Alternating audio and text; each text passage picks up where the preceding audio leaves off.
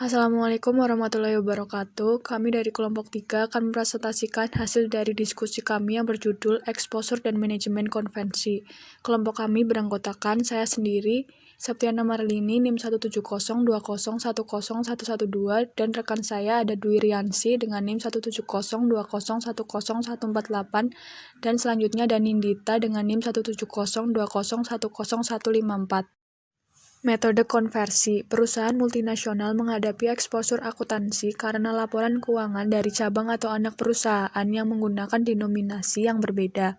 Harus diterjemahkan ke dalam denominasi kantor pusat untuk membentuk laporan keuangan konsolidasi. Pada waktu terjadi konversi, ada kemungkinan laba atau rugi akibat proses konversi tersebut. Terdapat 4 metode konversi laporan keuangan. Yang pertama itu ada current atau non-current. Metode ini menggunakan jangka waktu sebagai patokan dalam penentuan kurs mata uang yang digunakan. Yang kedua ada monetary atau non-monetary. Metode ini menggunakan kesamaan dalam atribut aset, bukannya jangka waktu untuk menentukan kurs yang akan dipakai. Selanjutnya ada temporal. Metode ini mirip dengan metode moneter atau non-moneter. Aset moneter menggunakan kurs saat ini, sedangkan aset non-moneter menggunakan kurs historis. Yang keempat ada current rate. Metode ini merupakan metode yang paling sederhana. Aset atau kewajiban dalam neraca dikonversikan dengan menggunakan kurs saat ini. Yang terakhir ada perbandingan antara metode, digambarkan dengan laporan keuangan yaitu neraca dan laba rugi berdasarkan keempat metode di atas. Mata uang fungsional. Mata uang fungsional merupakan mata uang yang digunakan oleh cabang atau anak perusahaan.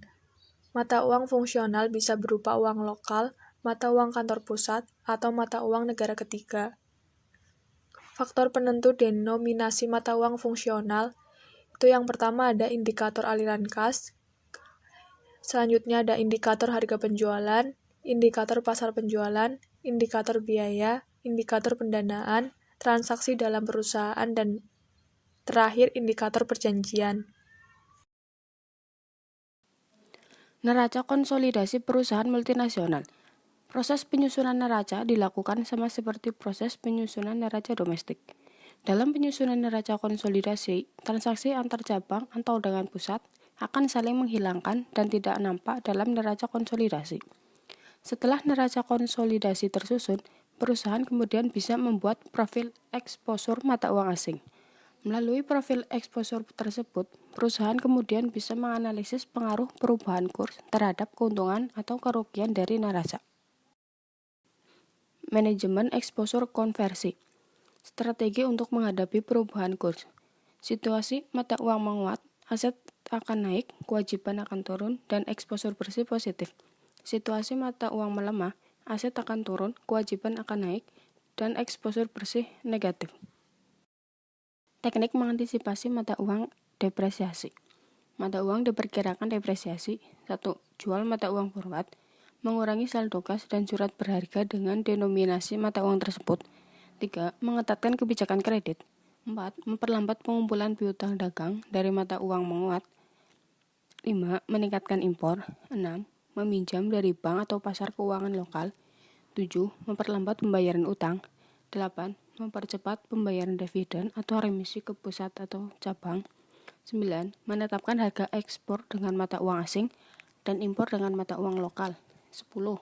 Memperlambat pengumpulan piutang dari kantor pusat atau cabang lain dan mempercepat pembayaran utang ke cabang lain atau kantor pusat. Biaya. 1. Biaya transaksi. 2. Masalah operasional dan biaya kesempatan. 3. Kehilangan penjualan dan keuntungan. 4. Biaya tambahan karena piutang. 5. Tingkat bunga yang tinggi. 6. Reputasi bisa turun. 7. Biaya dana. 8. Kehilangan pasar ekspor atau harga lebih rendah, harga impor yang tinggi. 9. Biaya kesempatan. Heading. Setiap tindakan heading tentu memiliki biaya yang berkaitan. Manajer dengan demikian harus memperhitungkan trade-off antara keuntungan dan kerugian perubahan neraca, meskipun kerugian tersebut merupakan kerugian praktis atau kerugian di atas kertas. Jika melakukan heading, perusahaan bisa dilakukan dengan cara A. Mengurangi exposure transaksi, B. Heading neraca. C. Heading dengan derivatif. Bukti empiris. Bukti empiris menunjukkan bahwa pasar cukup efisien dalam kaitannya dengan perubahan akuntansi. Pasar hanya memperhitungkan aliran kas yang diterima oleh perusahaan, bukan kosmetik akuntansi.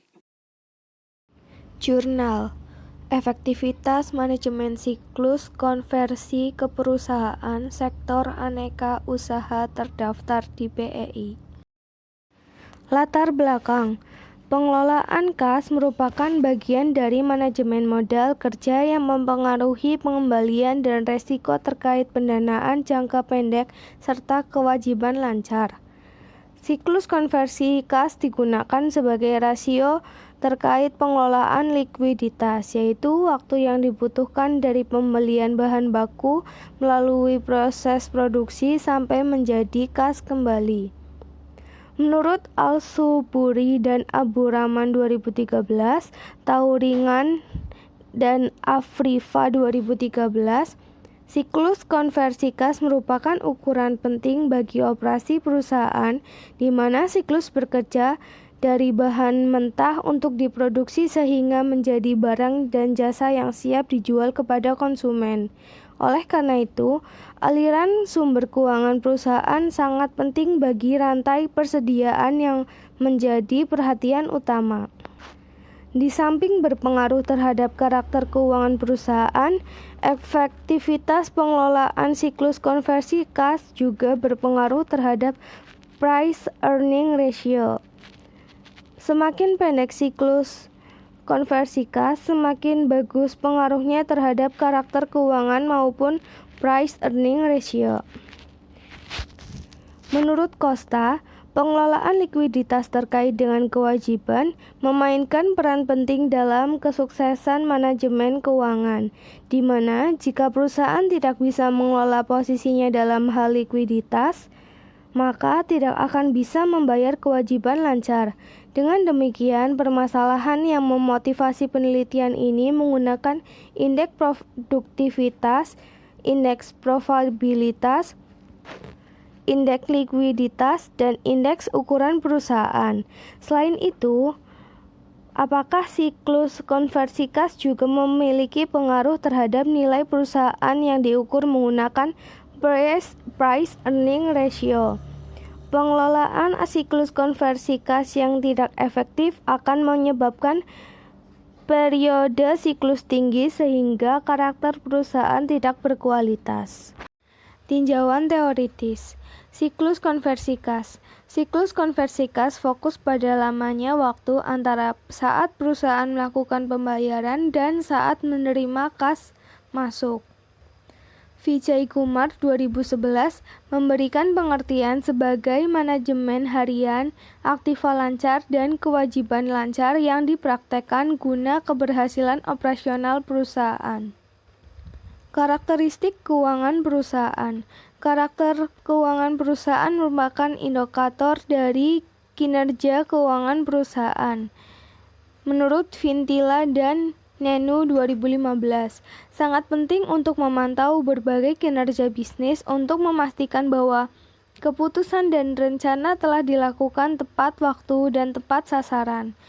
Selanjutnya ada price earning ratio, dikenal sebagai salah satu indikator terpenting di pasar modal, yaitu rasio yang menggambarkan keuntungan emiten saham atau company earnings terhadap harga sahamnya atau stock price. Perhitungan PER dilakukan dengan cara membagi harga saham saat ini atau current price of the stock dengan keuntungan tahunan per saham menurut Goodwell 2012. Pengembangan hipotesis. Berdasarkan tinjauan teoritis dan riset model di atas, selanjutnya dapat dikembangkan hipotesis berikut. H1. Siklus konversi kas berpengaruh negatif dan signifikan terhadap indeks produktivitas.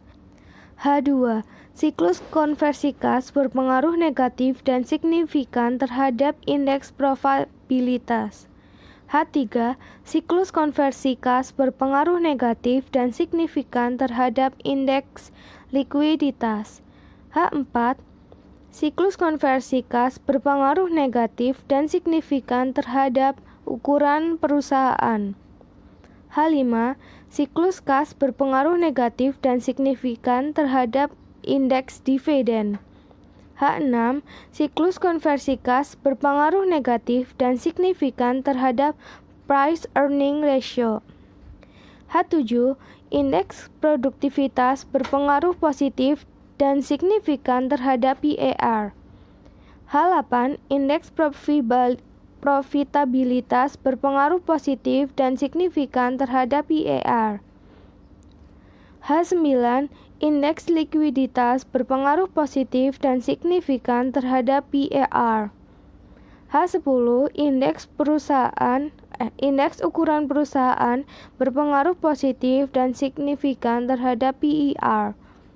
H11. Indeks dividen berpengaruh positif dan signifikan terhadap PER.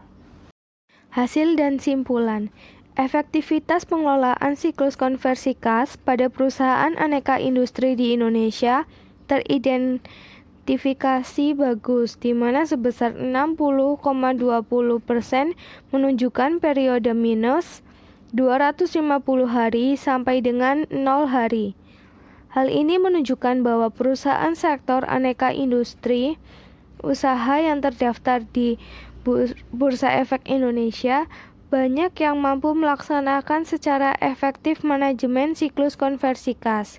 Kemampuan ini mengidentifikasikan bahwa perusahaan mampu mendorong periode siklus konversi kas masuk lebih cepat dari siklus kas keluar. Sebagaimana dinyatakan oleh Costa 2014, Wiono dan Kusuma 2017, bahwa siklus konversi kas merupakan ukuran bagaimana perusahaan dapat segera menerima kas melalui penjualan, yang dinyatakan dalam penjumlahan jangka waktu yang diperlukan untuk mengkonversikan piutang perusahaan menjadi kas dan jangka waktu yang diperlukan untuk mengkonversikan bahan baku menjadi barang dan menjualnya dikurangi dengan jangka waktu rata-rata serta sejak pembelian bahan baku dan penggunaan tenaga kerja hingga terlaksananya pembayaran. Dengan kondisi seperti ini, siklus konversi kas terbukti dengan berpengaruh negatif dan signifikan terhadap karakter perusahaan maupun terhadap PER. Akan tetapi, karakter keuangan perusahaan yang berhasil dibangun oleh efektivitas manajemen siklus konversi tidak semuanya berpengaruh positif dan signifikan terhadap price earning ratio. Indeks profitabilitas, likuiditas, ukuran perusahaan berpengaruh positif terhadap signifikan terhadap PER, sedangkan indeks produktivitas dan dividen tidak berpengaruh terhadap PER. Sekian presentasi dari kelompok kami, kurang lebihnya mohon maaf. Wassalamualaikum warahmatullahi wabarakatuh.